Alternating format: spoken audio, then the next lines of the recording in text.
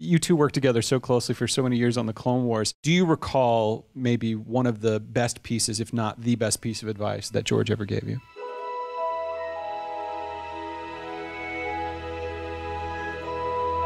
The teaching wasn't just outward for the audience. I mean, I think that we learned a lot every day.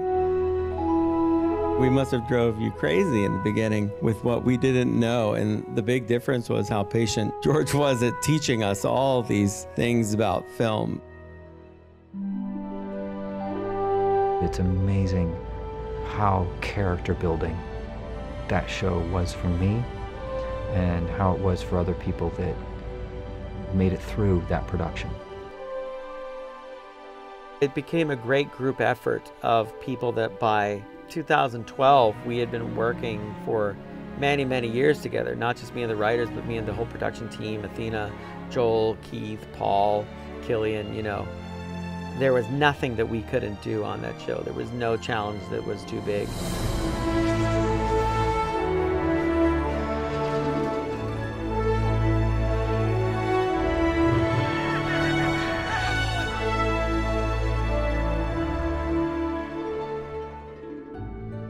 But because of these new exciting changes and things happening, other things have to wind down and come to a close, and that's what we're going to be doing with Star Wars: The Clone Wars.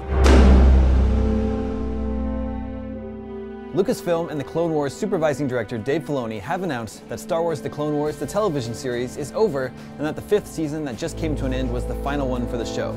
So it was difficult to know that that was going to go away, but at the same time, can't live the dream forever.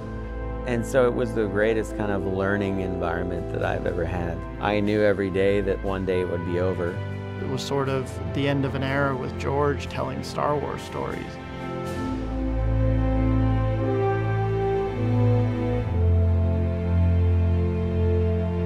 Things are getting worse just as they did back when I was your age, but back then, there were 10,000 Jedi Knights protecting the galaxy. Now, there's just you and me. But I firmly believe that each generation needs to have their own piece of Star Wars. George has this hopeful story, and it's something that he's reiterated most times I've seen him. Remember to make these stories hopeful. Remember to give that to kids, because they really need it.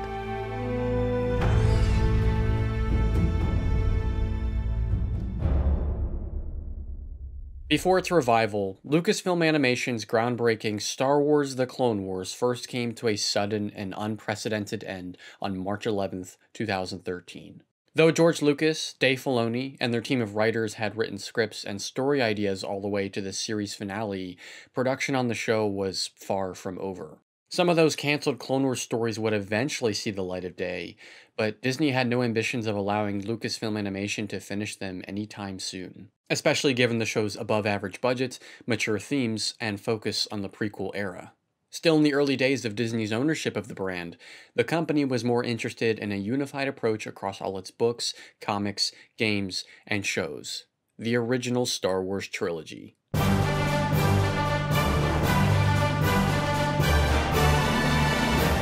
As someone who grew up with the Clone Wars, 2013 was a very confusing time to be a Star Wars fan. Though a new era of exciting Star Wars content lay on the horizon, it was hard to ignore just how many projects were cancelled across Lucasfilm. The Clone Wars most of all, considering Lucas's personal involvement with the show, how much story it had left to tell, and where Lucasfilm Animation was going next. While a smaller team wrapped post-production on a final 13-episode bonus season of The Clone Wars, the rest of the studio was immediately thrust into their next animated series. With George Lucas no longer involved in the company, supervising director Dave Filoni joined Hollywood screenwriter Simon Kinberg and Lucasfilm story group manager Carrie Beck as executive producers for their show. The pitch they settled on came from Beck, the adventures of an A-team righting wrongs across the galaxy. It wasn't dissimilar from Filoni's original pitch to Lucas for The Clone Wars, where a crew aboard a Falcon-like ship tangled with the criminal underworld. From there, the studio had 18 months to put together the first season for a fall 2014 premiere, a vastly accelerated development period for a 3D animated TV series, and less than half the time of development for the first season of The Clone Wars. Not to mention the wave of layoffs Lucasfilm Animation suffered after the cancellation of the Clone Wars, the exodus of key members from around the studio, and the considerably smaller budget they would be given to work with on their next show. No exact figures are known, but there's evidence to suggest it could have been as much as half the $1 to $2 million per episode budget of the Clone Wars. The show came together frantically. Character designs were created while characters were being written. The visuals and art style were being fleshed out before the story had settled on its premise. And before anyone truly knew what the show was supposed to be, it was called Star Wars Rebels. Taking place 5 years before A New Hope, Rebels set out to tell the origin story of the famed Rebel Alliance through the lens of a motley crew aboard a ship called the Ghost. It was rooted in Lucas's own ideas about the rebellion, and the story of the Onderon arc in the Clone Wars, where a network of small insurgent cells would eventually come together to build the Alliance. Where the Clone Wars was told as an anthology, Rebels would focus on a central group of characters, which was not only closer to the types of shows the artists of Lucasfilm Animation had worked on before in the animation industry, but better replicated the style of the original trilogy. The show's art style is largely a love letter to Ralph McQuarrie, whose legendary concept artwork informed the look and feel of the original Star Wars. His influence is most felt in the show's environments, but also inspires the designs of characters, droids, clothing, and ships. The emphasis on McQuarrie's artwork naturally complemented the studio's new approach to storyboards, unlike the Clone Wars, where every shot and sequence was built in ZViz. Using the original continuity sheets of A New Hope, CG, FX, and lighting supervisor Joel Aaron adopted the same approach to cinematography, blocking, lighting, and color correction used by Lucas and Gil Taylor. If you track the position of the camera throughout the first season, you'll notice how often it's on sticks, as if shot from a street-level tripod. This was done in A New Hope to ground the fantasy of the Star Wars universe, and it similarly grounds McQuarrie's artwork in Rebels. We said, what if this was CG? What if these paintings just pop them off and suddenly get in dimension, and the same type of camera work that you see in the original films? That would be a very inspired animated series. While artists and asset designers drew upon original trilogy material, composer Kevin Kiner based his score on John Williams' work in the original trilogy. And even in the writing room, Kinberg was injecting touches of Lucas's work on Raiders of the Lost Ark in scripts and dialogue. From top to bottom, the goal of every creative decision of Rebels was to continue George Lucas's legacy. Yet, despite the studio's years of collaboration with Lucas, the early production of Rebels seemed to suggest they were only recreating what he already accomplished, and that didn't go unnoticed by fans. Rebels was the subject of much ire in the Star Wars community during its development, and for all the reasons you might expect. The animation looked cheaper than Clone Wars, the writing and marketing played to a younger audience, and it was, for all intents and purposes, an unwanted follow-up to an unfinished show. As much of a fan as I was of Lucasfilm Animation at the time, even I was a bit skeptical. Though my initial hopes were high it would captivate me in the same way Clone Wars did, all signs indicated the studio might never be the same without Lucas. Nevertheless, I gave Rebels a chance, as did over 2 million other fans on October 3rd, 2014, when it premiered on Disney XD. Forged in Flames at the Speed of Light by line producer Athena Portilla, associate producers Kiri Hart and Carrie Beck, CG FX and lighting supervisor Joel Aaron, art director Killian Plunkett, animation supervisor Keith Kellogg, digital asset supervisor Paul Zenas, series editors Joe Elwood and Alex McDonnell, supervising sound editors David Accord and Matthew Wood, lead composer Kevin Kiner, series writers Henry Gilroy, Greg Wiseman, Kevin Hops, Charles Murray, and Simon Kinberg, episodic directors Stuart and Steve Lee and Justin Ridge, supervising director Dave Filoni, the remaining cast and crew of Lucasfilm Animation, and their partner studio CGCG, this was Star Wars Rebels, the first major project of the Disney Star Wars era.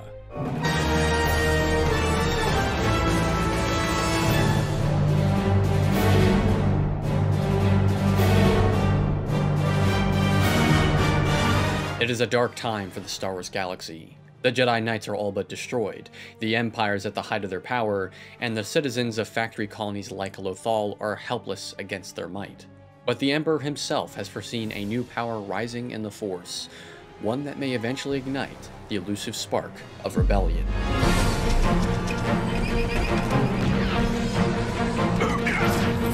The premiere of Star Wars Rebels is a modest introduction to the series. We're introduced to a diverse cast of interesting characters, the titular planet of Lothal, and the signature editing and pacing of classic Star Wars media. Despite how quickly Rebels was put together, few details were spared in its construction.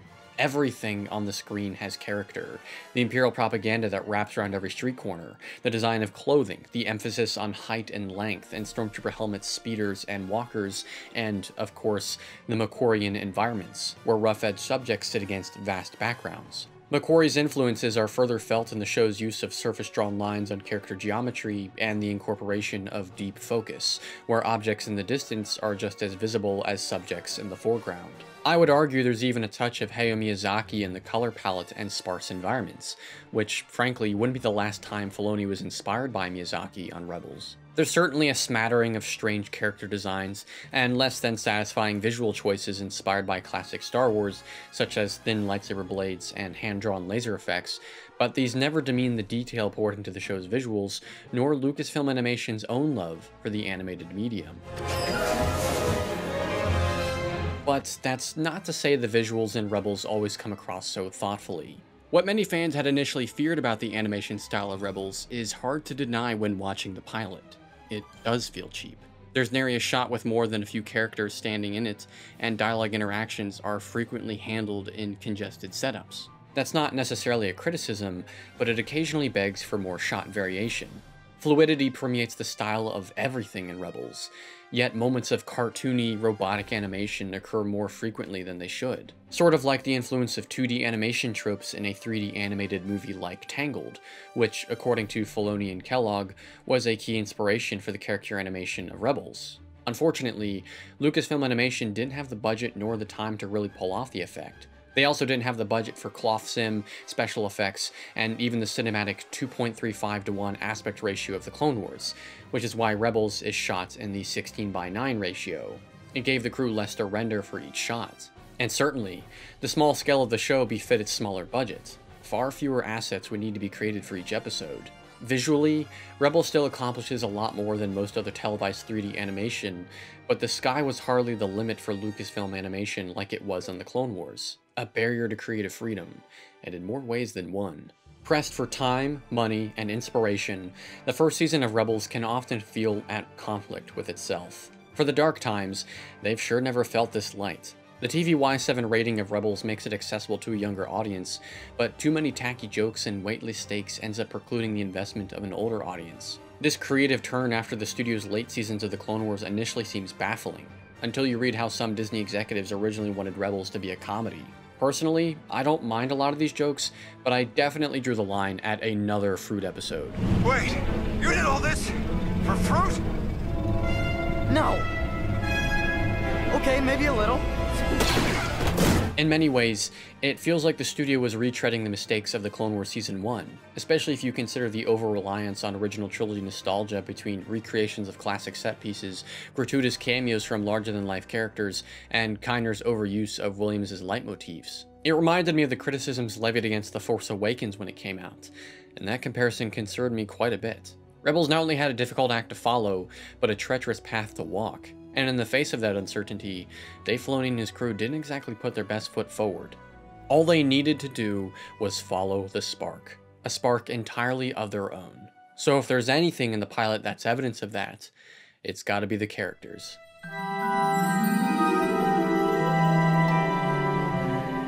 Where characters like Ahsoka or Rex started as blank slates in the Clone Wars and gained depth through their experiences, the main characters of Rebels feel like fully fleshed out people from the get-go, with hopes, insecurities, and personal histories. Nowhere is that more immediately apparent than the audience protagonist of Rebels, Ezra Bridger. Among the many things Rebels was criticized for in its televised run, Ezra arguably received the most criticism.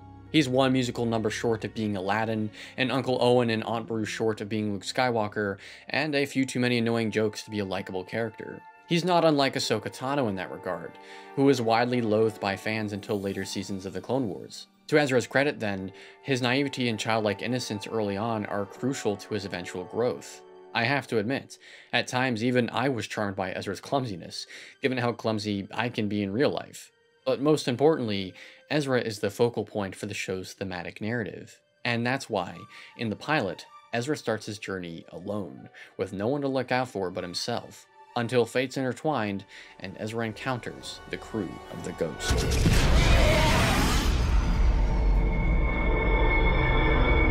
You want to ride? These are the rebels of Spectre Cell. Former Jedi Padawan Kanan Jarrus, ace pilot Harrison Dula, Mandalorian and demolitionist Sabine Wren, Lasat warrior Zeb Aurelios, and, Chopper. Together, they form something of a family unit. Kanan is the dad, Hera's the mom, Sabine is the artsy daughter, and so on.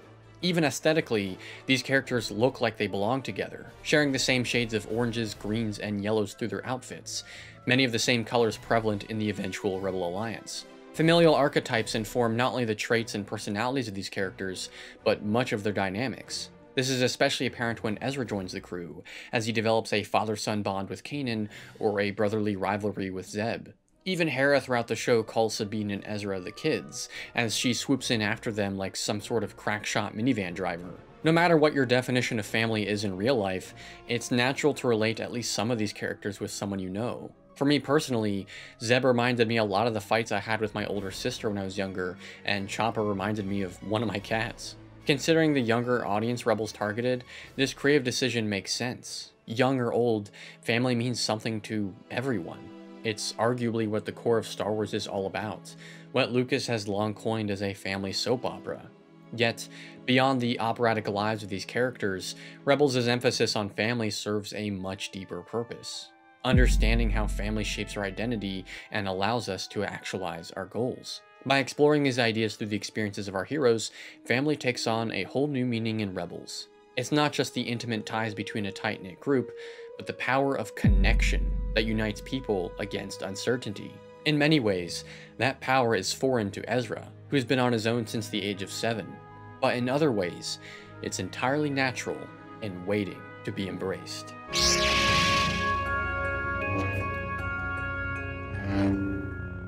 Whoa. The Force, an energy field that breeds connection between all living things in the Star Wars galaxy, calls to Ezra. Though he doesn't understand the power, nor what it'll take to hone it, the sense of purpose it might give Ezra is enough to compel Kanan to take him under his wing and train him in the ways of the Jedi, in whatever way he knows how. Ezra, I'm not gonna try to teach you anymore. If all I do is try, that means I don't truly believe I can succeed. So from now on, I will teach you. Look, I may fail, you may fail, but there is no try. Kanan is a master without mastery. The potential he sees in Ezra is the squandered potential he sees in himself, long divorced from his Jedi ways by the scrutiny of the Empire. Not to mention, he too had an unflattering past as a street rat. By apprenticing Ezra, he can redeem his shortcomings and train Ezra to succeed where he previously failed. This dynamic perfectly embodies the connection between a father and his son, where a father might vicariously achieve their dreams through their pupil.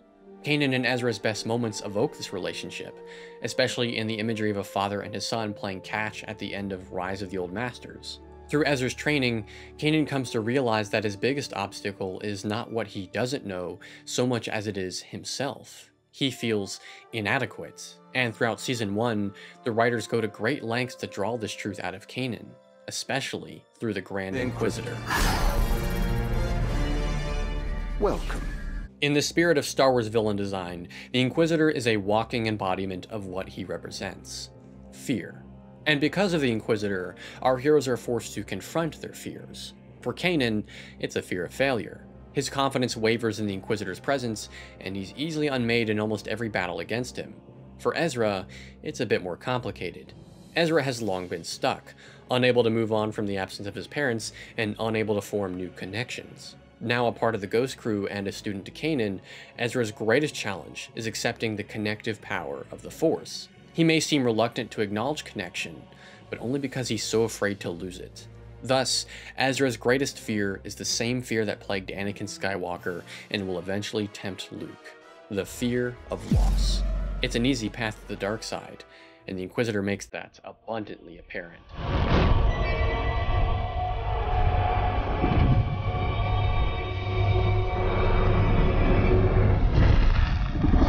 Ezra, no. At the mercy of fear, the crew of the Ghost stand no chance against the Inquisitor and his cohorts, Tarkin and Kallus. To them, they're just another rebel cell, and doomed to fail without one critical ingredient: something Tarkin understands all too well from his days of service with the Jedi. Unity. When Kanan is captured, Hera is ready to give up, resigned to the inevitable day she long feared would come true. But that's not what happens. Ezra reaches out, both as a family member and a Jedi in training. Ezra has spent this whole season understanding the meaning of connection. He knows his greatest fear is to be alone, to lose everyone that matters to him. By using his power solely to protect those connections, he will be acting out of fear, responding selflessly to his inner demons. But by using his power to give back and form new connections with those around him, Ezra comes to embrace a power that's long eluded him: hope. We have been called criminals, but we are not. We are rebels, fighting for the people, fighting for you. I'm not that old, but I remember a time when things were better on Lothal. Maybe not great, but never like this. See what the Empire has done to your lives, your families, and your freedom? It's only gonna get worse. Unless we stand up and fight back. It won't be easy. There will be loss and sacrifice, but we can't back down just because we're afraid. That's when we need to stand the tallest. That's what my parents taught me. That's what my new family helped me remember.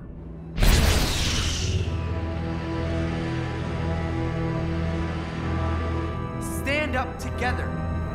Because that's when we're strongest. As one.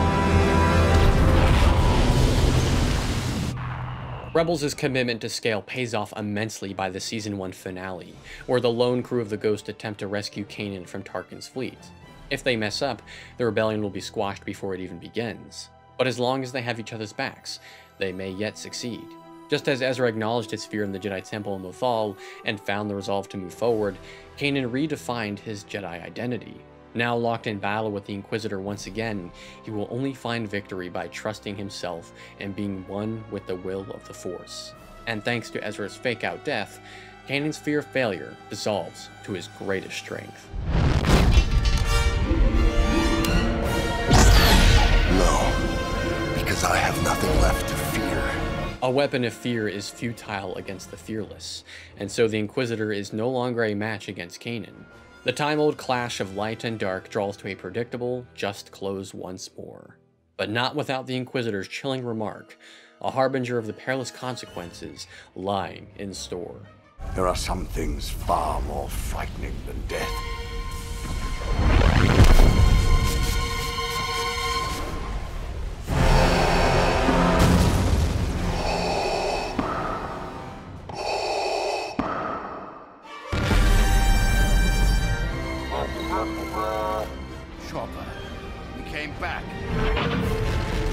Ezra's call signals other cells to the rescue, and the rebellion begins to take shape, concluding the first season of Rebels and our hero's initiative to unite. The Empire, as it does, will strike back, certain to prey on the fears of our heroes. But the spark of rebellion reaches far and wide, a beacon of hope in a galaxy ruled by fear. And who more appropriate to respond to that beacon than the Jedi without fear? It's a moment Clone Wars and Rebels fans alike will never forget. The day Ahsoka Tano came down the ladder of the Ghost and gave hope to patient fans for the exciting future of Star Wars Rebels. One chapter has closed for you, Ezra Bridger. This is a new day, a new beginning. The story Dave Filoni and Lucasfilm Animation were truly weaving had only just begun.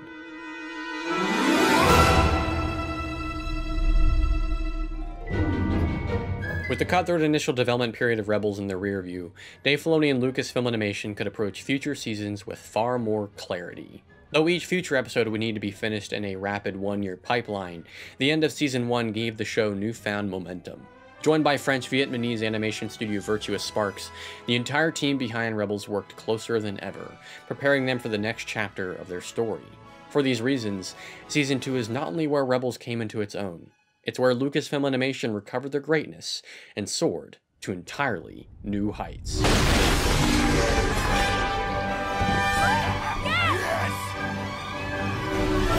Whether by budget increase or the studio's own resourcefulness, Season 2 is far more visually ambitious. There's a greater emphasis on lighting and fog and consistently fluid animation shot to shot. Joel Aaron attempts a far wider array of special effects, largely through the creative use of 2D animation, cards, and practical live-action effects as elements, such as footage of salt and sugar slowly pouring through the holes of a cup as dust coming off of a walker. They actually did that. The crew squeezed more into every frame than they ever could in Season 1, employing more wides and mediums that take advantage of the show's expressive style and convey scale or symbolism in ways reminiscent of the Clone Wars. The show even loosens its grip on some of the rigid aesthetic choices of Season 1, such as hand-drawn lasers and always-on-6 camera work, allowing the crew to put the needs of the story first. The flight of the B-Wing, one of my favorite scenes in the whole series, feels like the moment Rebels evolves technically. The camera movements are graceful, Accord & Wood's sound design is maximally immersive, and Kiner, who was largely confined to classic Star Wars leitmotifs in Season 1, finally embraces the freedom of Rebels' musical identity.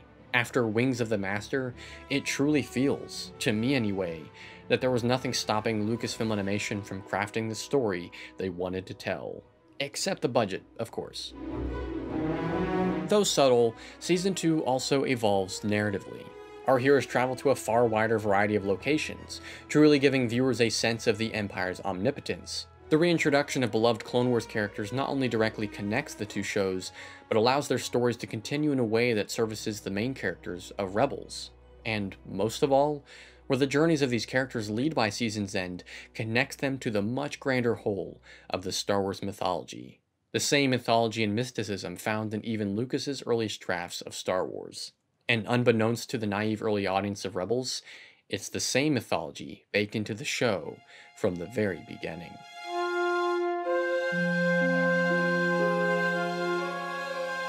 Last year, when I made my series of videos about the Clone Wars, I threw around a certain term without really taking the time to expel the vagueness behind it.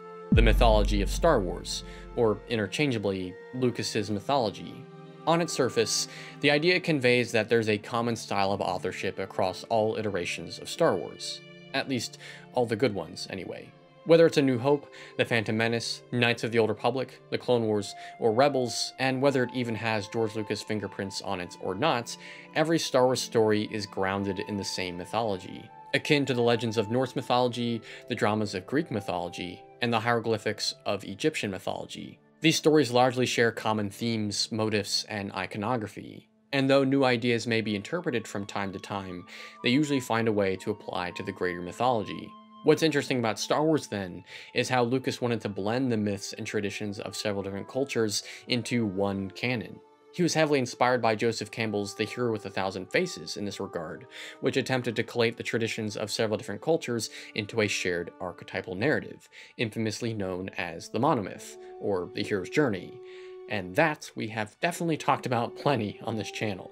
But Star Wars is not strictly the monomyth. It's ingrained with touches of different religions and myth all over the place, like a sandbox for mythic storytelling. The Jedi High Council invokes Arthur's Knights of the Round Table. The Curse of the Skywalker and family invokes the Mark of Cain, passed on between father and son in the Christian Bible, and we've already compared Mullen cities in the Clone Wars to Sisyphus and Zeus.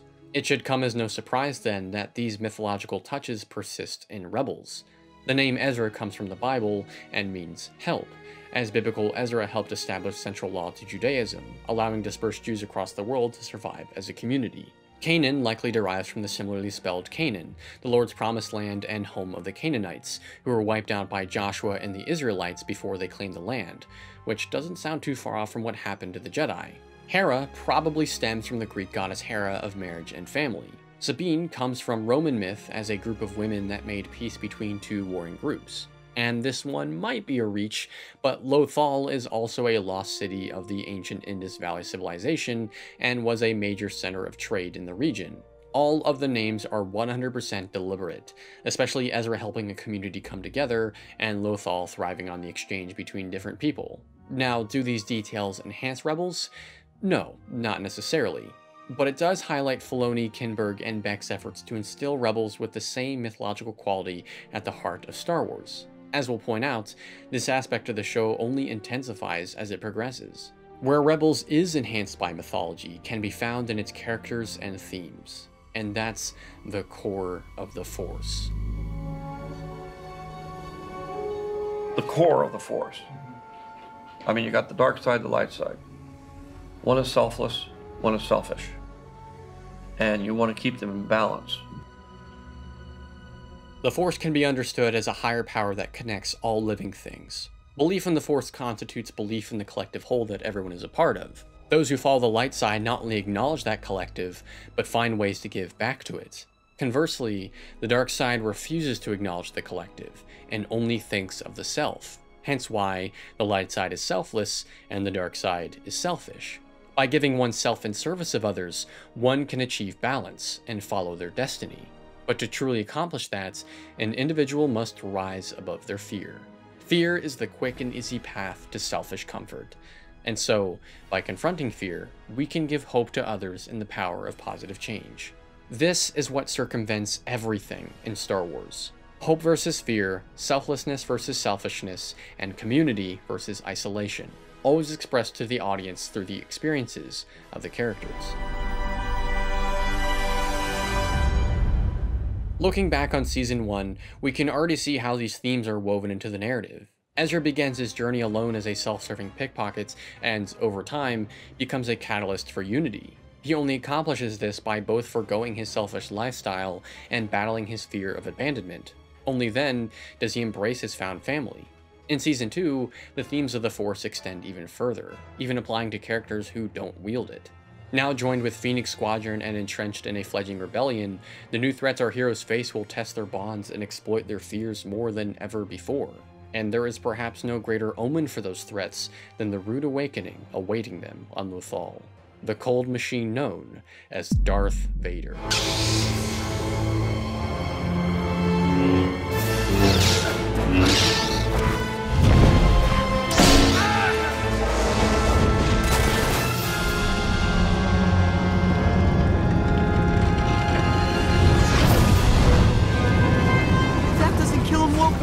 Not us. Run!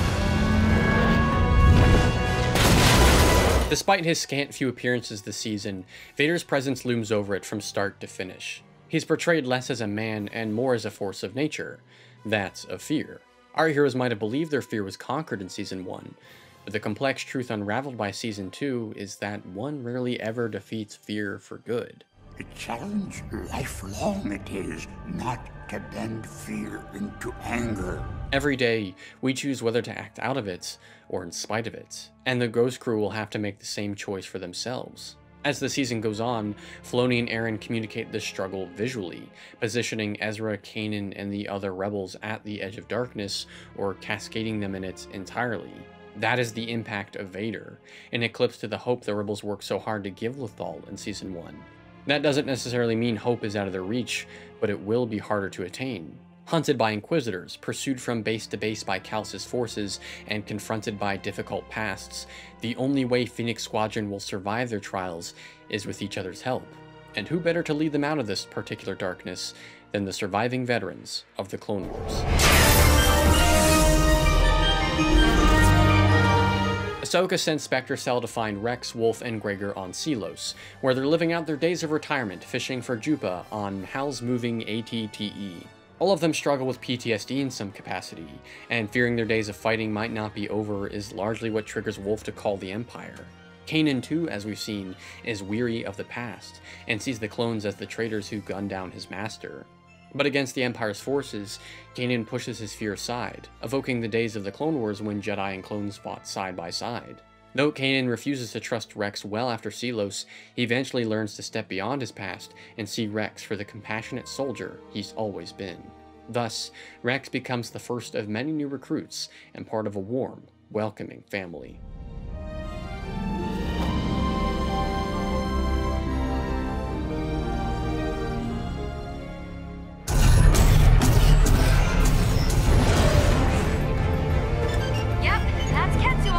For Sabine, Ketsu Onya and Fen Rao reflect her ties to the past, both her recent stint as a bounty hunter and her greater Mandalorian heritage. Saving Ketsu from the Empire and giving her a place in the rebellion comes naturally to Sabine. It's exactly what Kanan and Hera did for her. But Sabine is not so kind towards Fen Rao's protectors. Raised in the warrior culture of the Mandalorians and taught the value of destructive solutions, Sabine wishes nothing more than to sever all ties to her complicated past and burn Rao's forces to the ground, especially after what they did to Hera.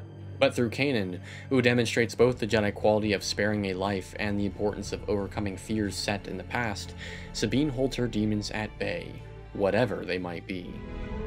Sabine, you're sounding more like a Jedi than a Mandalorian. Well, I guess I've just been raised right. Cham Syndulla, Hera's father, has fought a lifelong battle for Ryloth's freedom. He's something of a war hero, venerated in the eyes of Kanan, though that probably has more to do with meeting his girlfriend's dad for the first time. But fighting an endless war has all but consumed Cham. Desperate to win Ryloth, he's grown accustomed to viewing his obstacles as things to be destroyed rather than problems to be solved, which comes directly at odds with his daughter's optimism. Though Hera's high-strung pursuit of liberty clearly derives from her father, her tenure as a pilot and connection to rebels of entirely different walks of life have given her a truly galactic perspective. Ryloth is important to her, but there's so much more good she can do across the stars. In the end, Hera and the Ghost Crew's dedication to a free galaxy reminds Cham of the greatness a warrior can be capable of when they fight for more than just their home. We were always stronger together. Unlike Cham, Zeb is a warrior without a home. At least, not anymore. The death of his people defines his hatred for the Empire, especially against Kallus, who helped carry out the genocide. It's never stopped him from helping the Ghost Crew carry out their missions, but it has stopped him from reaching his full potential. This all comes to a head when the Ghost Crew find 2 Lasat survivors who believe Zeb can save their people from extinction. Zeb is quick to mock the survivors. He's long lived in a prison of his own making, blaming himself for the death of his people.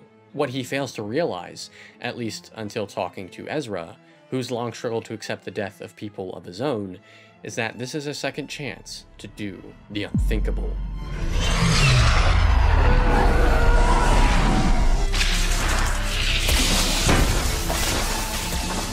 The prophecy of the Ashla is a clever reflection of the cross-cultural canon at the heart of the Star Wars mythology, where different deities might represent the same higher power. In this instance, it's the Ashla and the Force, both representing the same energy field that flows through all living things. Zeb has never been much of a believer, but given the chance to serve, to give something back to his people, Zeb yields to the will of something so much more than himself. Just as Zeb's design is rooted in the awesome imagination of one of Star Wars' most gifted creators, the flight through the nebula appropriately bursts with imagination, color, and symphony. On the other side of the nebula is genuine hope, a small glimpse of the future the rebels are fighting for. From this moment onward, Zeb feels more at peace, less hostile towards Ezra, and far less the brute he is usually characterized as, which is exactly what prepares him for what happens next.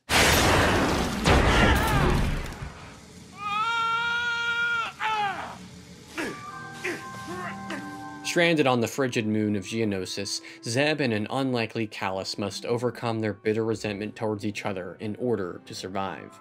Up to now, Rebels has explored how fear impacts the heroes of myth, but not how it impacts the villains. Vader, the Inquisitors, and the lifeless droves of Imperials that pursue our heroes largely represent the fear they run from. But Kallus sheds light on a more complex truth. Haunted by a traumatic past, where Kallus lost his men to a Lasat attack, the Empire encouraged him to turn his pain into prejudice and empower his rage. Truthfully, he doesn't hate the Lasat, he's afraid of them.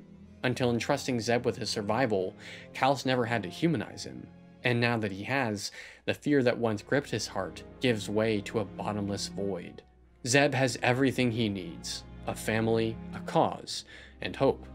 But Kallus has nothing. Except for the glowing rock that kept him alive within the cold. It may seem useless in his Imperial dorm, but the warmth it once brought him is symbolic of a not-so-distant hope.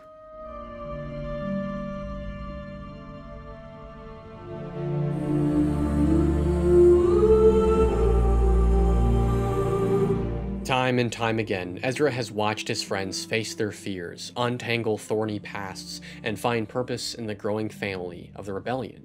Though Ezra understands the value of connection more than ever, his fears aren't easily assuaged by reaching out. He and Kanan are 2 of the only Jedi standing between the Empire and total annihilation. That kind of pressure is sure to instill anyone with pervasive doubts, but doubly so for someone as young as Ezra. Despite Kanan's stalwart mentorship, we watch Ezra indulge the misgivings of false mentors like Seventh Sister or Hondo Ohnaka. Arguably, even Ahsoka's presence adds ambiguity to Ezra's Jedi teachings.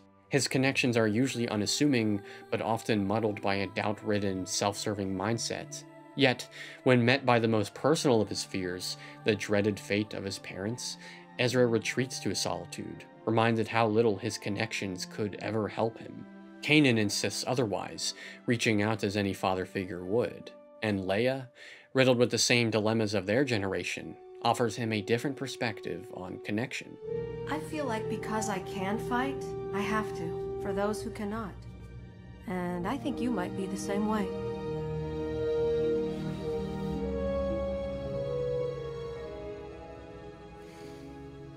Connection isn't always about what one receives, it's what one gives. Inspired by Leia and all the tribulations of his friends, Ezra finds the courage to give. He's one step closer to balance, but woefully still too far. Fear continues to cloud our heroes' judgments and their connection to the Force. To protect the rebellion, they seek the knowledge to destroy the Sith, but aren't prepared for what that will entail. The Jedi Temple in Lothal gives them a taste of what's to come, testing their fears as they will be tested in the future. Kanan's Jedi inferiority and inability to protect Ezra, and Ahsoka's guilt over Anakin's true fate. Ezra, however, receives a different takeaway. Having lived through the Clone Wars, Yoda warns him of the consequences of pursuing conflict, a trail of fear that leads to aggression. But Ezra is still too naive to understand. Thus, Yoda sends him to Malachor, where he will trace the darkness that pursues his friends to its very source.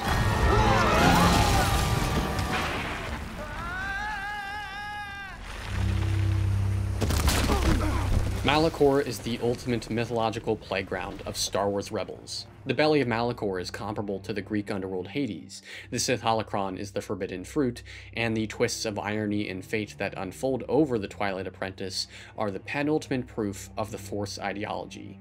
As Ahsoka lamented on Atollon, just when you think you understand the Force, you find out how little you actually know. And walking among the Pompeii graveyard of Jedi and Sith victims, doomed by a conflict of their own design, Ezra fails to see the grander cost of aggression. The visual dichotomy of light and dark that's followed Ezra culminates in the underworld, where faint glints of light strike a perpetual darkness, up until Ezra steps into the shadows and follows his fears to their destructive conclusion, right into the domain of the most fearful soul of all. Now I am called Maul. In the Clone Wars, Lucas and Filoni transformed Maul into a Sisyphean figure. He's trapped in a cycle of victimization, doomed to repeat his mistakes again and again and never move on. All these years later, that really hasn't changed. In fact, Maul is utterly enveloped by the tragedy of his life. He acts as a helpless man wallowing in the darkness, a decrepit tool of the Sith just as forgotten as the broken weapons scattered about the temple. And, much like Sisyphus, he lives in a literal underworld. In many ways, he is a cracked reflection of Ezra, alone, angry, and confused. But he is also a byproduct of his own relentless aggression. Though Ezra may not understand where following his footsteps will lead, he's going to regret the first stop. And do you know what knowledge is? Tell me. Knowledge is power.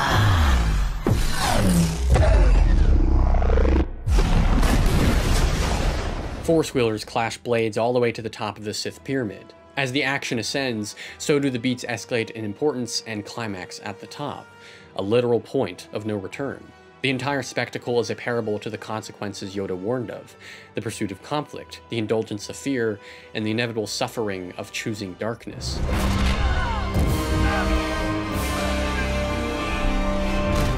Just as fear has gripped the hearts of our heroes, the shadow of fear himself finally descends into Malachor, which is exactly and fatefully why Ahsoka the Fearless rises to meet it, faced by her worse half. She vehemently fights against it, but is soon reminded of what the shadow is, who the shadow is. Ahsoka.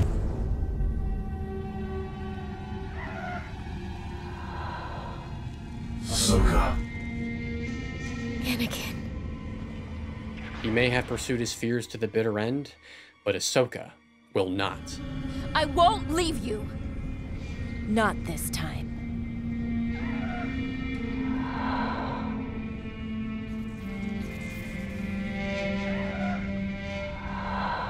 Then you will die. Relenting her aggression, Ahsoka chooses the selfless path. She gives her life hoping Anakin is not gone for good. She gives her life hoping Kanan and Ezra will protect the rebellion. And she gives her life hoping for a galaxy ruled not by fear, but by compassion. That is the power of Ahsoka's sacrifice, beautifully and tragically echoed through the solemn final minutes of the finale. Malachor is over, but the battle against fear is never ending.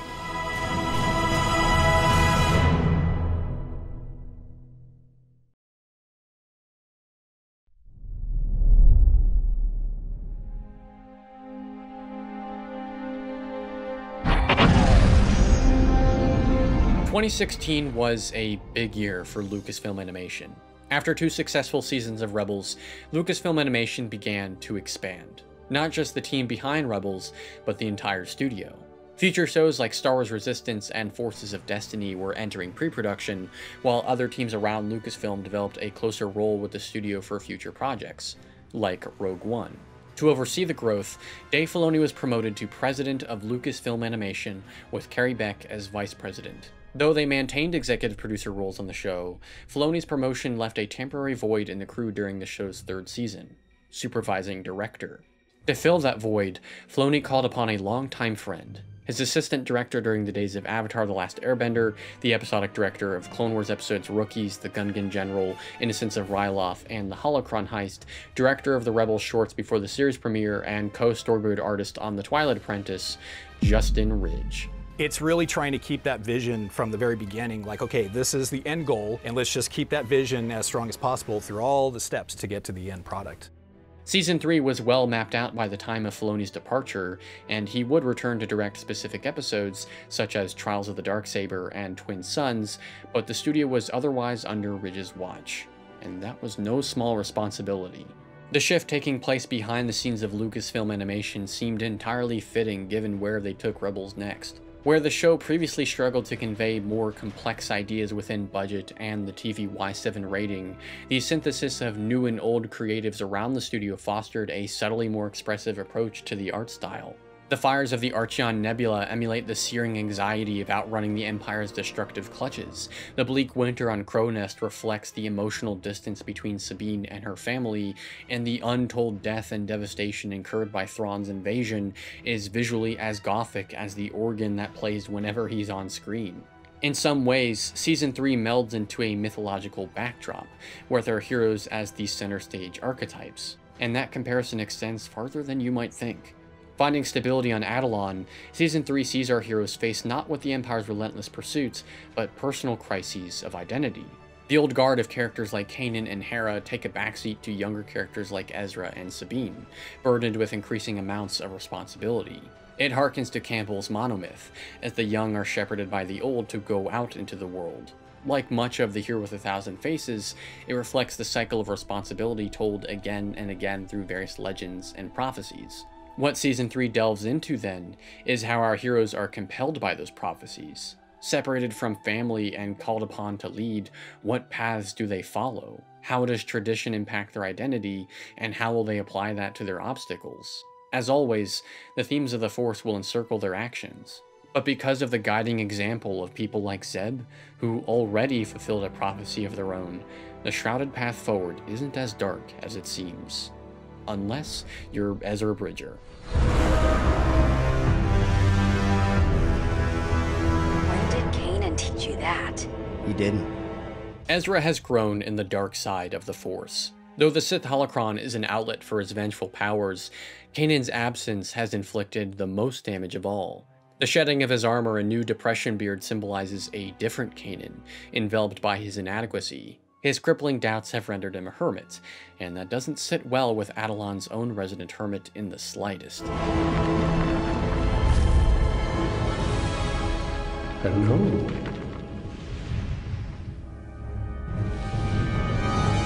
With the hulking appearance of a kaiju monster and the soft demeanor of a Jim Henson puppet, Bendu is the one in the middle. A fascinating and original addition to the Star Wars mythology and the analog influences of Rebels.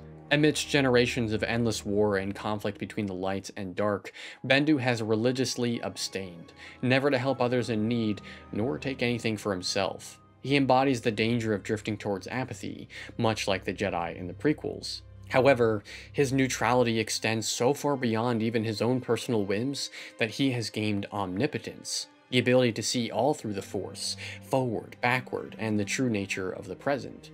Whether out of pity for Kanan, or to get him out of his hair, Bendu imparts him with the key to true sight: knowing fear.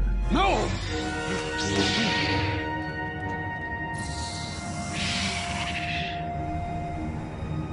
No, it's not Ezra. Or the spiders. It's me. Fear, grief, anger. That's how they see me. That's how I see myself. Elements of Kanan's leitmotif have been sprinkled about in previous seasons, but never as completely as it is here, as he comes into his own. For the first time, Kanan sees not with his eyes, but the eyes of the Force, stepping beyond his hopes, his fears, distant from everything and nothing. Everything except the people he loves. A love that Bendu is too distant himself to understand. Thus, Kanan reaches out as a father once again and rescues Ezra from imminent doom.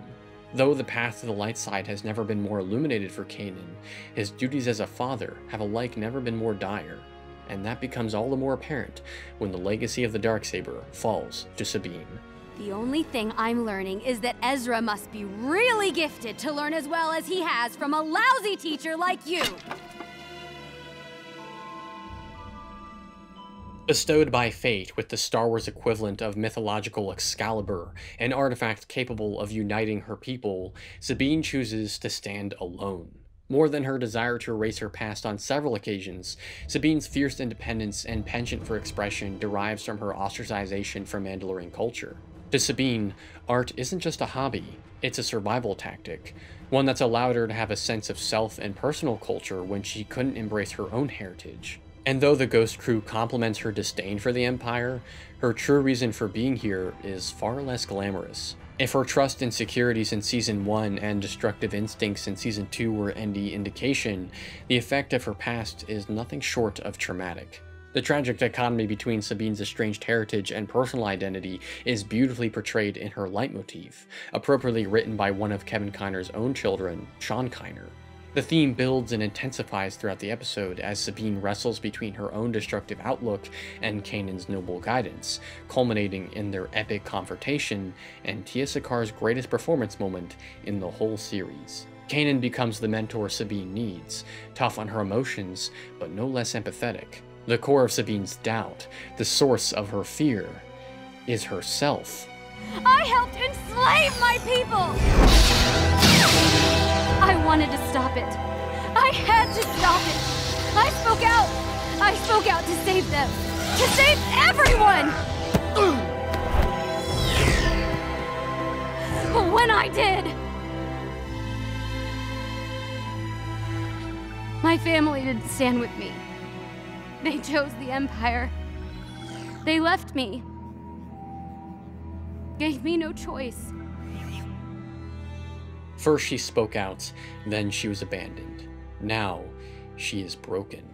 When family defines who we are, what are we to do when family neglects us? Just as Sabine shows us the value of personal mythology to our identity, Sabine's found family shows her the value of fighting for that mythology, fighting for her people, fighting for her family.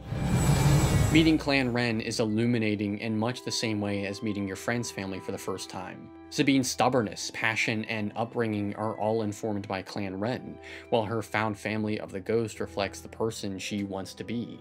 It goes to show how connection defines us and sheds a new light on how characters like Ezra were shaped by the identity of their parents. Though Sabine is ready to reconnect with her family, Ursa is not so immediately charitable. Conflated with the superficial clash of rules, loyalties, and tribalism, their connection is not easily fought for. But when that bond is threatened by Gar Saxon and the Empire, the real thing worth fighting for becomes obvious. the only battle worth fighting for any wayward Mandalorian.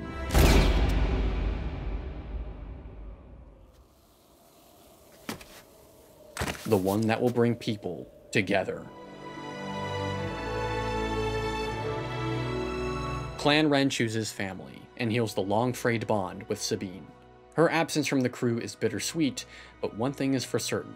No matter how far she is from her found family, the impact they've had on her is indisputable. Ezra! Ezra! After his dark escapade in Steps into Shadow, Ezra embarks on a journey of self-discovery. Despite his proclivity for connection, Season 3 sees Ezra become far more selective in his connections, revealing them as reflections of himself. Hondo once represented the chaotic good someone could be capable of to Ezra, but after the Winkathu job, he sees how the temptation of greed can lead one astray. Mark Matten and the Iron Squadron give Ezra the opportunity to reflect on his early days in the Ghost Crew. For that reason, it also allows him to see the price of overconfidence. Saul Guerrera's contempt for the Geonosians is not dissimilar from Ezra's contempt for the Empire. But where Ezra once let anger lead him down a self-destructive path, Saul never deviated from that course, further showing Ezra the cost of aggression.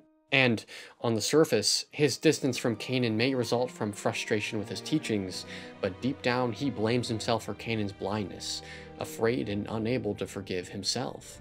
It's time for you to forgive yourself. Yes, Master.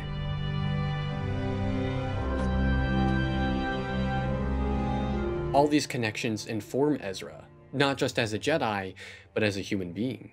However, his connection to Maul is more complicated. Fates intertwined by the holocrons, both Ezra and Maul continue to seek knowledge. But where Maul has already resigned his pursuit of knowledge to the destruction of his enemies, Ezra's choice is not so set in stone.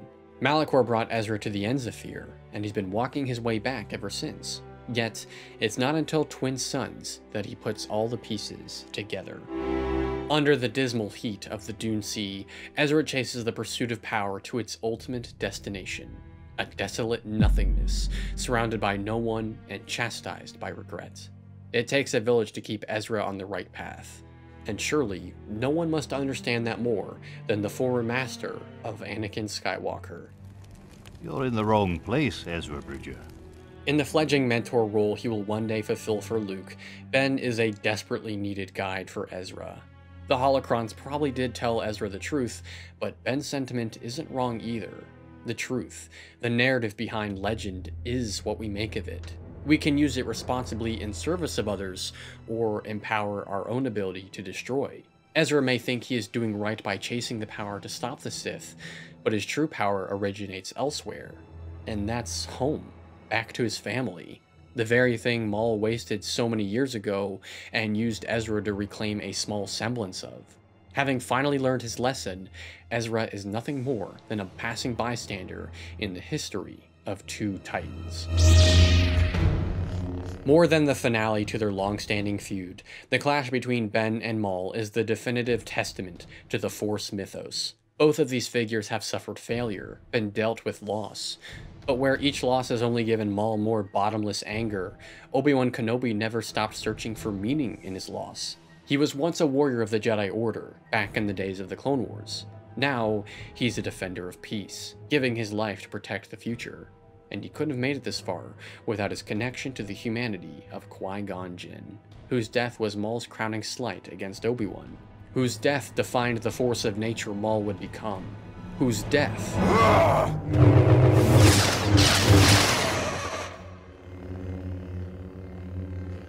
led to Maul's downfall. In his dying breath, Maul sees the futility of revenge, an all-consuming pursuit fueled by fear. However, he also sees the light, at least part of it, the prophecy of the Chosen One, who will avenge the ruin in their lives inflicted by the Sith.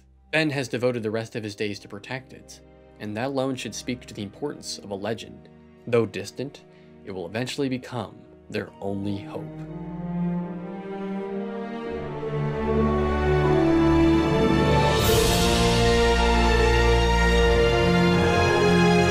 After After giving their all to unite the broken forces of the galaxy, the Rebel Alliance comes together in a glorious moment of unity. The promise of a bright future may come to pass, but their greatest obstacle is just around the corner, and it threatens to block out the sun.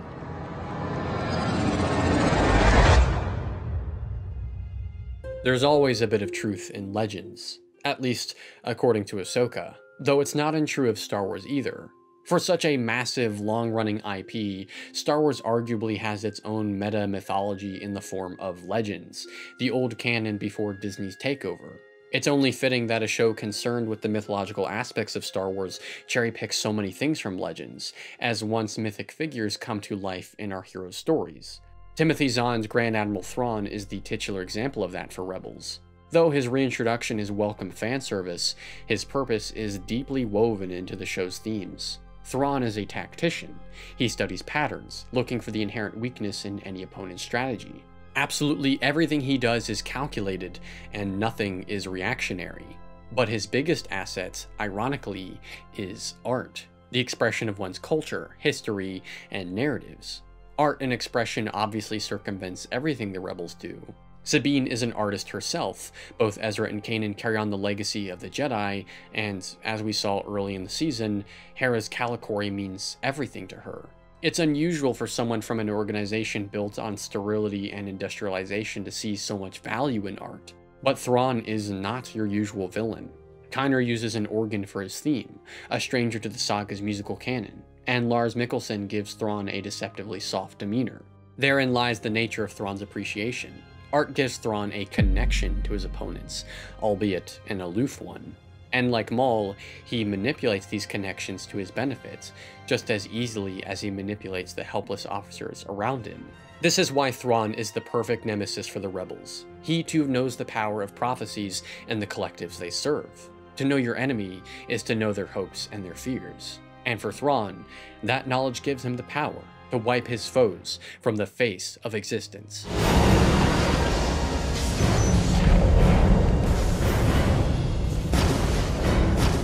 Thrawn divides our heroes, depletes their resources, and forces them into open combat, the very thing the Rebels have spent years trying to avoid. They live in Thrawn's world now, where hope is fleeting and fear shadows all. Trapped on Atollon, the rebellion's only hope is through the sacrifices of others. Kallus risks everything to give the Rebels a fighting chance against Thrawn's fleet. Sato gives his life for Ezra's escape. Clan Ren risks their lives for the rebellion's escape. And though entirely indiscriminate in his wrath, Bendu gives up his sanctuary to rid his world of war.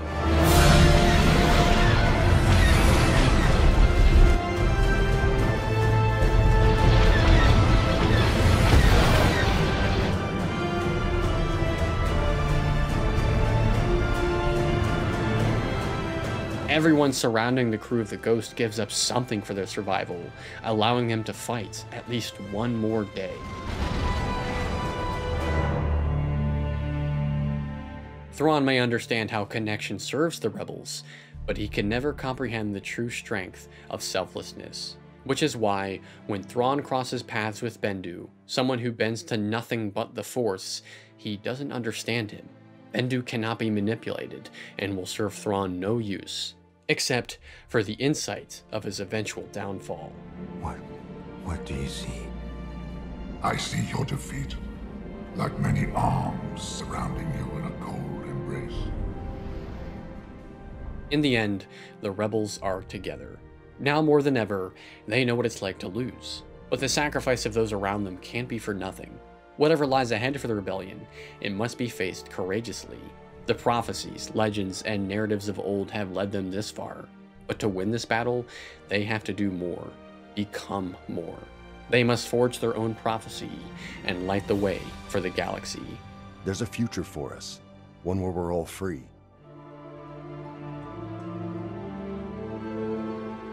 But it's up to us to make it happen.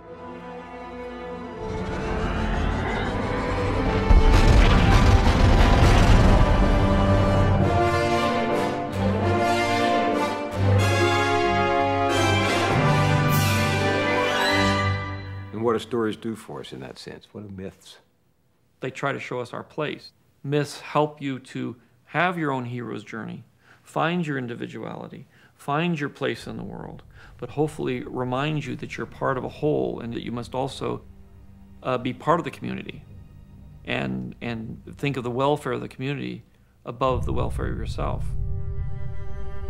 In the spirit of Return of the Jedi, Season 4 of Rebels picks up right where the previous season left off, The Mandalorian Civil War. Though expectedly limited in visuals and scope to the Mandalorian stories of the Clone Wars, these episodes provide a great deal of closure for what those stories set up years before. Mandalore is finally liberated, Bo-Katan becomes the rightful wielder of the Darksaber, and the Mandalorians finally seem united. None of it would have been possible without Sabine overcoming her demons and the allyship of the Jedi and the Mandalorians. A far cry from the Jedi-Mandalorian War centuries ago that Kanan referenced. Everything Sabine's gone through in previous seasons prepared her for this. And so, as she stands over Tibber Saxon with the power to turn the occupying empire to ashes, she makes a different choice. A difficult one, rooted in the same simple question we've asked again and again. Hope or fear? The choice is yours. By ending the bloodshed, she gains a power far greater than what the Empire can imagine, thus giving her closure to her troubled past and forging a hopeful future for Mandalore.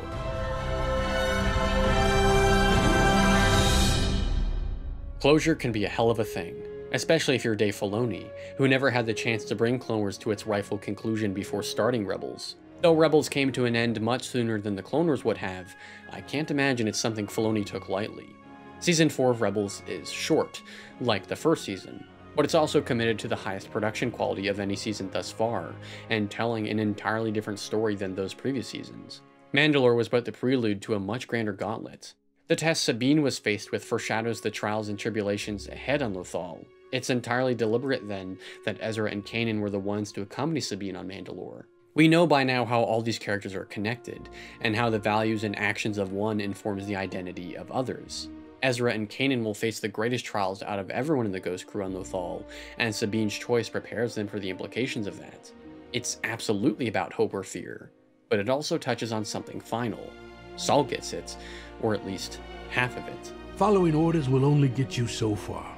Then you have to take control of your destiny. Destiny. That's where all roads through Star Wars Rebels have been leading to.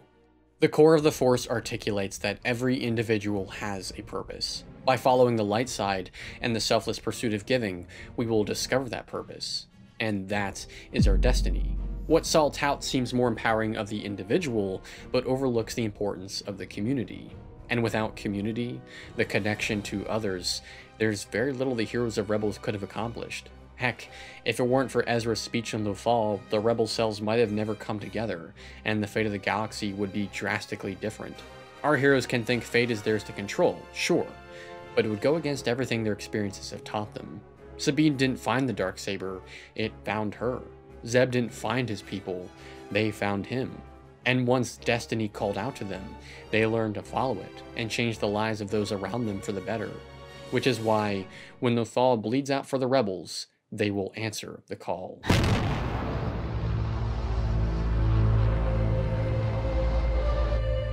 Look at the sky. Ending the series where it began gives Rebels a signature Star Wars circuitry. Returning to Lothal gives our heroes an opportunity to reflect on the full width of their journey, especially for Ezra. They've all gone through change, but so has Lothal. No longer the playground it was for Ezra as a street rat, Lothal is now an industrialized hellscape. The artists lean into burnt oranges and yellows, blacks and grays, high contrast and dense fog. I'd go as far to say that Season 4 Lothal is the greatest visual accomplishment of the whole series, as the images of a burning Lothal perfectly conveys the Empire's violence, destruction, and oppression. Even Lothal's outward appearance alone communicates the skyward stakes of truly freeing the planet. But if they want to liberate Lothal, they can't think of it as the machine it's devolved to. They must think of it as a home, for Ryder, for Jai Kell, for Ezra, and for all the people and creatures they're connected to. The persistence of its humanity will guide them to victory, to destiny, to the Lothwolves.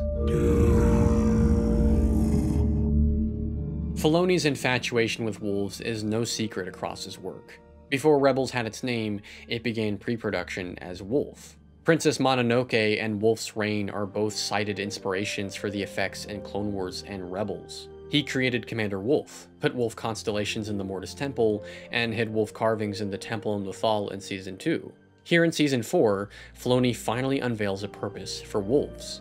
The Loth wolves are rooted in mythology, immediately reminiscent of the Norse figure Fenrir. In most mythologies, wolves are predators and warriors, sometimes associated with witchcraft. However, the most pertinent influence for the Loth wolves in Rebels probably comes from Native American mythology, where wolves are revered for possessing great power. Navajo tribes would call upon the wolf in healing trials. Omaha tribes tell the legend in which a wolf would guide a wounded warrior safely back to his camp, and Pawnee tribes looked to the birth and death of the wolf star Sirius as the coming and going of the wolf down the Milky Way, which they called the Wolf Road.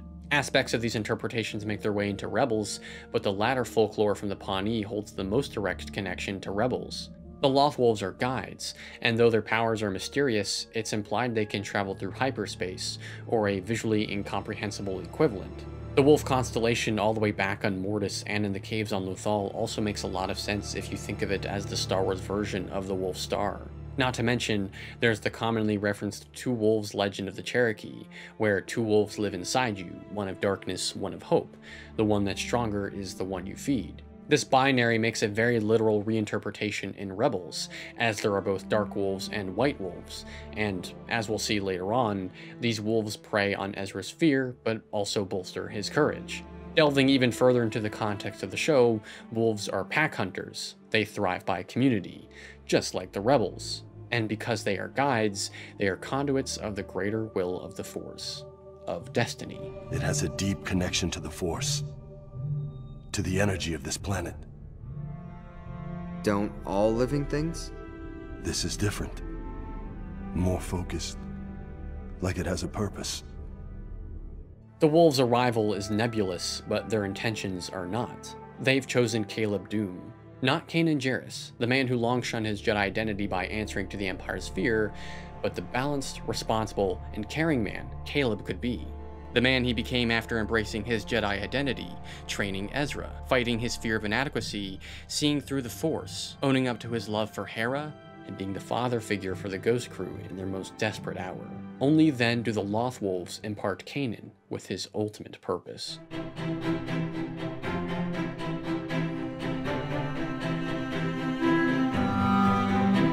The return of Caleb Dume is unexpected and whimsical. He shaved the depression beard, cut off his fugitive ponytail, and removed the mask that concealed his blindness.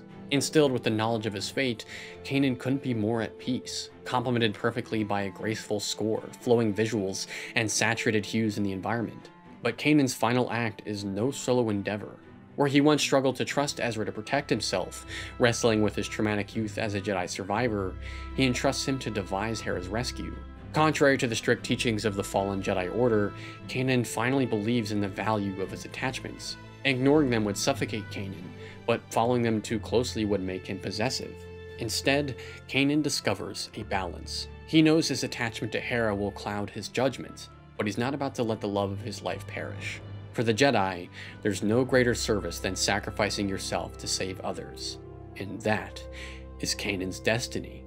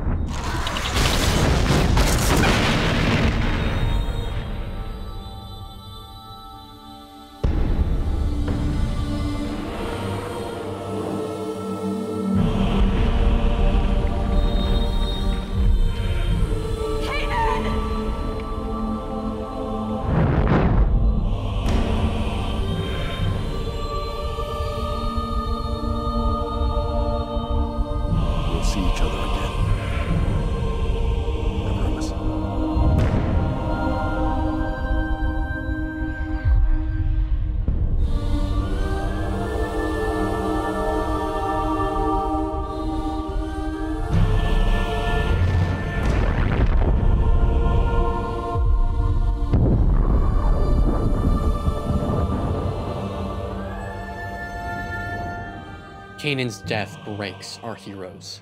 Sabine and Zeb lash out in anger, Heir's stalwart composure utterly collapses, and Ezra is transported back to the familiar confusion and loneliness he's known since his parents vanished.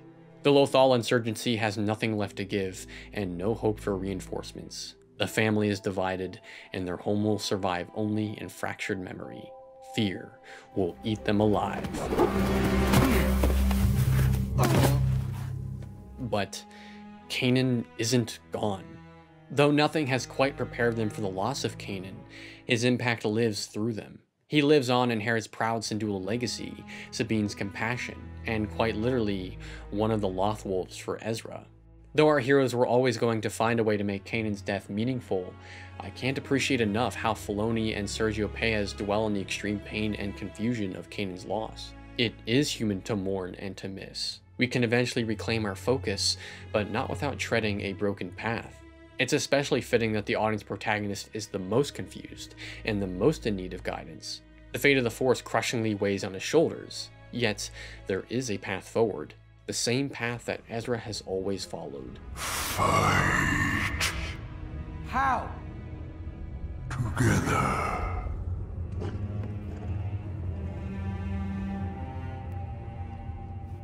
Now, Ezra walks towards destiny. The Jedi Temple in Lothal contains knowledge privy only to a few. Ezra has accessed it before, but he couldn't see it. Now at the pit of the Empire's excavation site, he's beholden to just a small sliver of its truth. The Mortis gods, the wolves, the temple, they're all connected, as are all things inherently connected.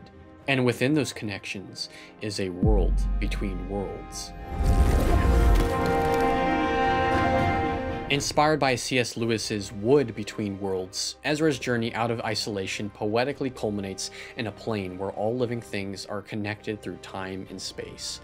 A vivid map of the Force. Destiny, as Ezra knows it, is literally in his hands, though the choice he must make in pursuit of it is no different.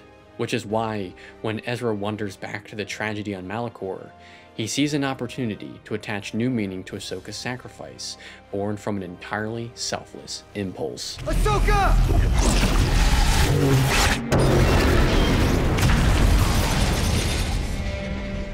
After all this time, Ahsoka lives, but not without reason. Having tasted the power to control fate, Ezra finds the moment of Kanan's sacrifice and prepares to intervene in his destiny. But attachment clouds his judgment, no different than how Kanan knew attachment clouded his in Hera's rescue. It's entirely deliberate that Ahsoka is here to coach him through this moment, given her own struggle with the past and the fall of her master. There's nothing she wouldn't do to change his fate, but she also knows the fear she'll be feeding by choosing not to accept it, the quick and easy path to selfish comfort. This is Ezra's most important lesson: letting go.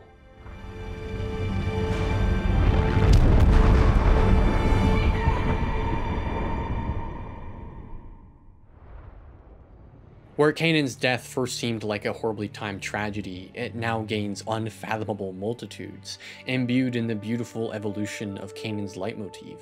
He destroyed the refinery and halted production of the TIE Defender. He gained the ability to commune to the living not as a Force ghost, but as a wolf, a fascinating reinterpretation of Hindu reincarnation, from which elements of the Force are already inspired.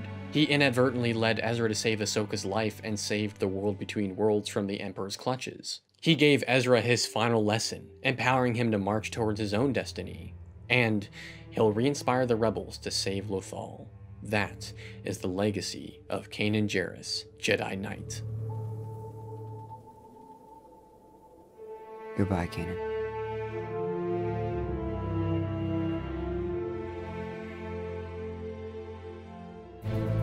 So you're in. Adam, for that boy, there is nothing I would not do. Every theme of the Force mythos converges in the final episodes of Star Wars Rebels. The Rebel Alliance may be unreachable, but not the friends the Ghost Crew made along the way. Though these characters at one point or another were beneficial to the growth of our main characters, the return to the finale gives Rebels even more completeness. It's very much like the end of an RPG, where all the companions you recruited along the way matter in the success of the final mission. The tighter their bond, the more assured their victory will be over Thrawn's already divided forces on Lothal. Though the stakes are dire, Filoni and Saul Ruiz aren't afraid to inject humor, much like the Battle of Endor in Return of the Jedi. The fight leads them to the heart of Capital City, the root of its occupation, and the end point of their journeys. Hope may raise them into the sky, but Thrawn will do whatever it takes to reduce them to ashes.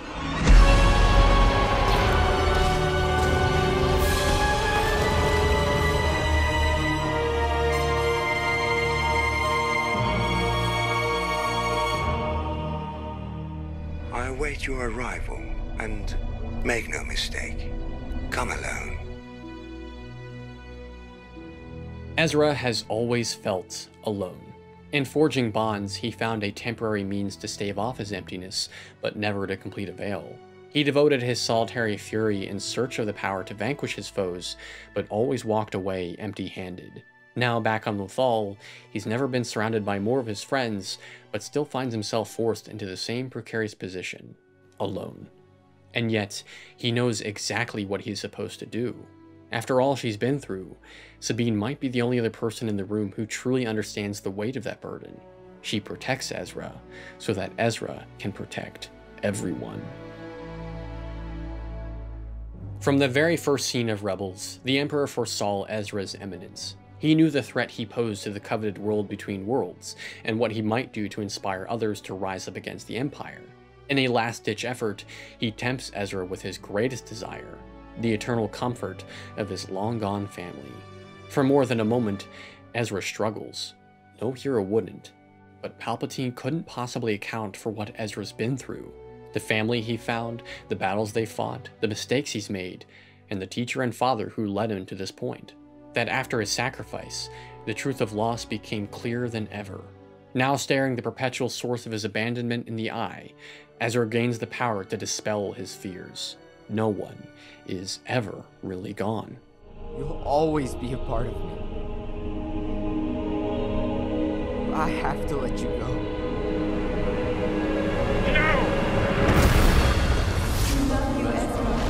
Palpatine fears all that he cannot control. And by Ezra choosing not to succumb to his fears and let go of his loss, he gains unimaginable power over Palpatine. Cliché as it may be stated, it's no less poignant in the climax of Ezra Bridger, the awesome power of love. Thrawn may feign to see right through Ezra's connections, but love is beyond his comprehension. The compassion that flows through all living things, yet is entirely foreign to Thrawn's manipulation. When the window of opportunity arrives, Ezra reaches out through the Force and summons the Purrgil. Perfectly and purposefully, Ezra's magnificent winning move is achieved through connection. Thus, as Ezra grips the arbiter of his peril in one hand, and the overwhelming might of the Empire's forces in the other, Ezra, like his father before him, finds the balance. And remember, the Force will be with you, always.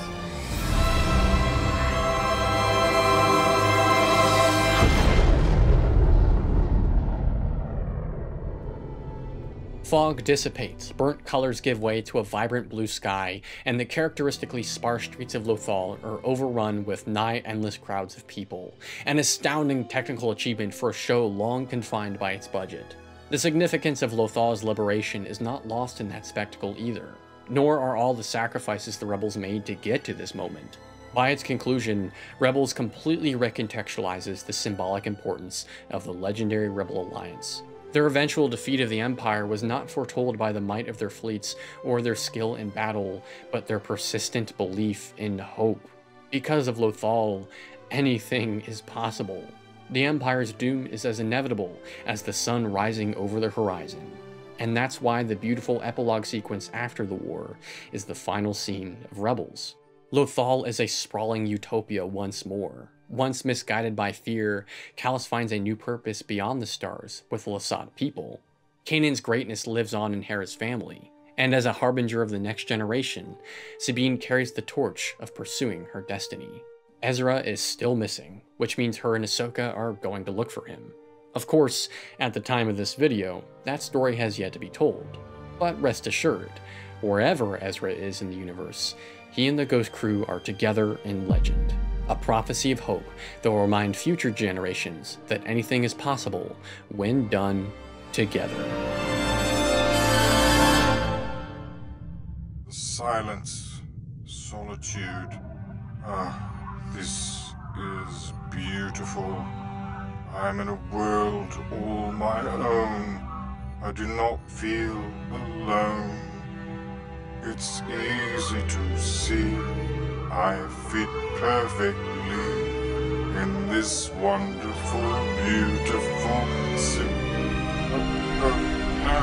No, go away.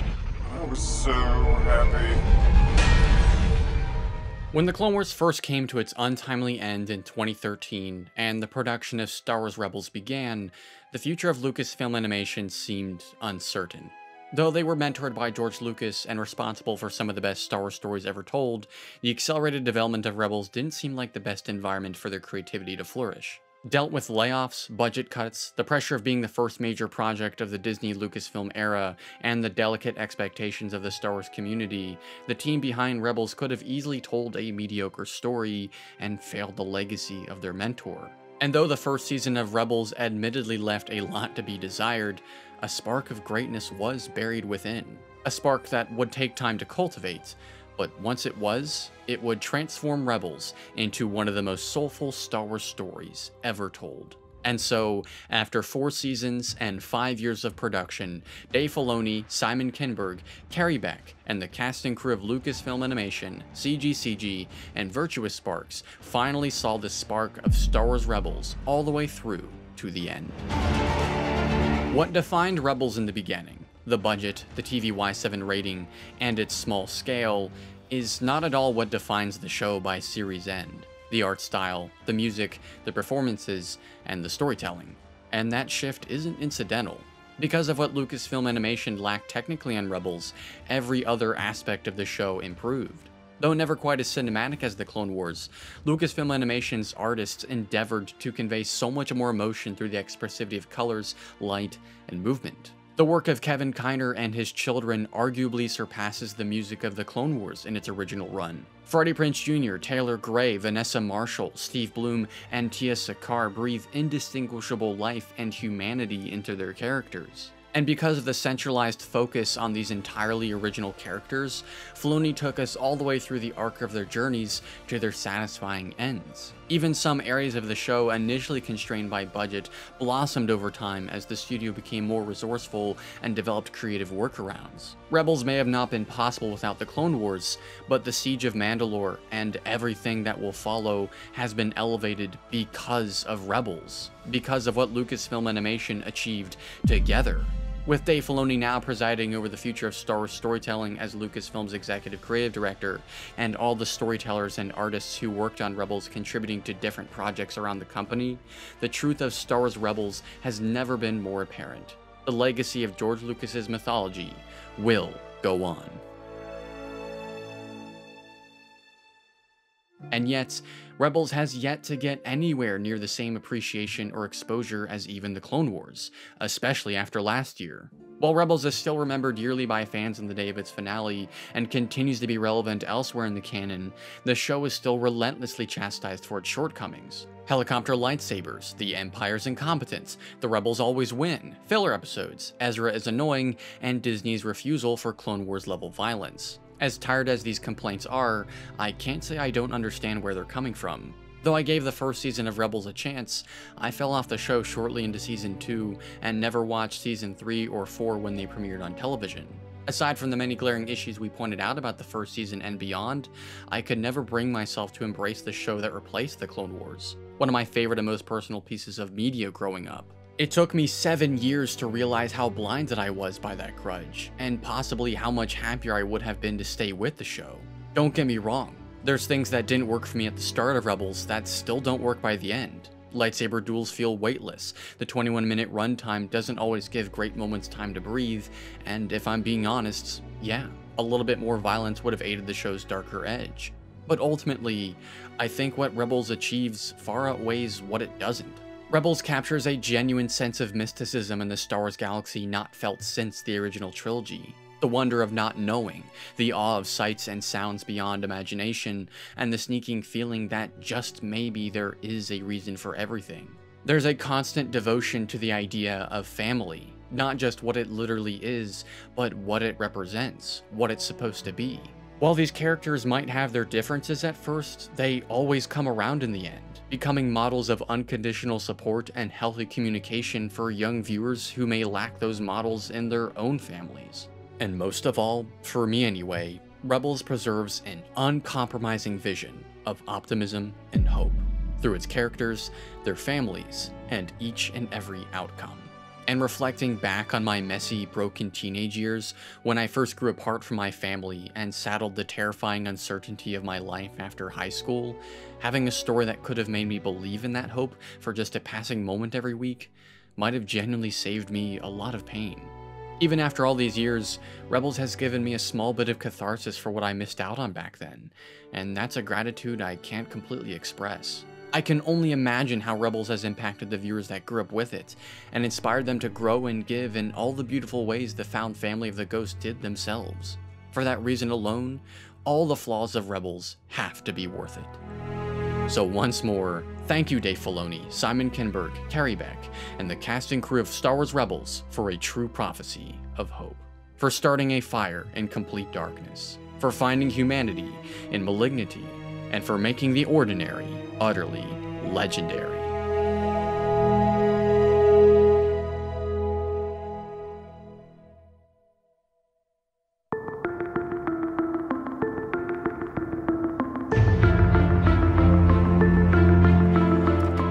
Hello everyone, welcome to the end of the video. Congrats on getting here. This was a long one, wasn't it?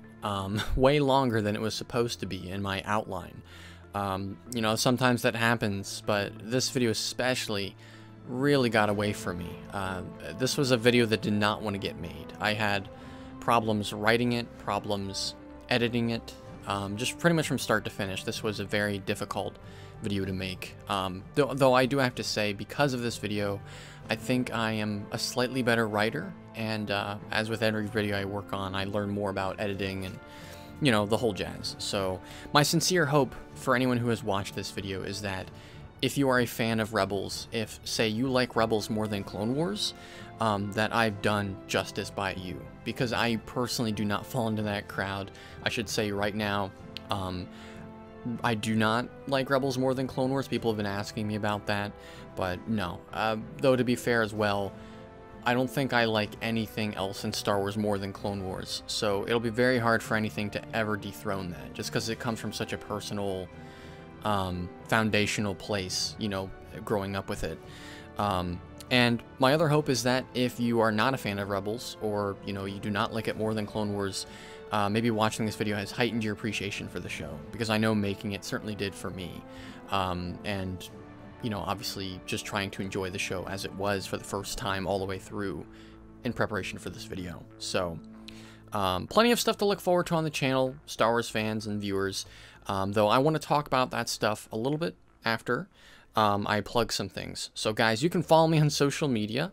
On Twitter, that's @ParksHarmon. On Instagram, that's ParksHarmon. On Twitch, that's twitch.tv/Sator. You should actually follow if you're not already following, because I'll actually be streaming for once in my damn career tomorrow on May 26th. That's a Wednesday. Don't have a time, sometime in the evening presumably, in East Coast terms. We'll be streaming. I'll be starting my playthrough for Mass Effect, the Legendary Edition, so that's gonna be a lot of fun. I'm a big Mass Effect fan, and I would be happy to share my playthrough. I look forward to sharing my playthrough with everyone who tunes in. And then other than that, you should totally join our community Discord, the Artorium. We get new members every week. We have pop-in discussion every day about Star Wars, video games, movies, TV shows. It's truly for anyone and everyone. Especially if you want a really positive space to talk about your favorite stuff in pop culture. That's something we're really big on. So please consider joining that. The link to the Discord, to join the Discord, as well as all my social media, is in the description below. So where do we go from here, guys? Well, I got a bunch of videos planned for the summer. Nothing quite as long as this video, or the Cyberpunk video, and probably you won't see any videos this long for a while, at least until next year. Knocking on wood for that. Hopefully another video doesn't get away from me. And, you know, throughout the summer, there probably won't be any Star Wars videos to look forward to, but there are a couple of other cool videos on movies and video games that I'll be doing. One of which is the song you're hearing right now, you know, over this outro. And another of which is a video for actually a couple of films in one video that I teased I was going to make last year. So either that or the other video I talked about will be coming up soon. But yeah, a couple of stuff to look forward to. And then in the fall, I'll be, Star Wars will be back on the channel in a big way. Won't say any more than that, just hoping if everything pans out. There's going to be a pretty cool series of videos about Star Wars in the fall. So yeah, I like to keep things vague here so that when I actually announce something, it's more exciting. But yeah. Okay, guys, thank you so much for watching this. Seriously, your support from the start of me editing this to now has truly been a blessing. And I'm just extremely grateful for all of you being here. So tongue-tied. So yeah, thank you all for watching one last time, and may the Force be with you. Peace out, viewer.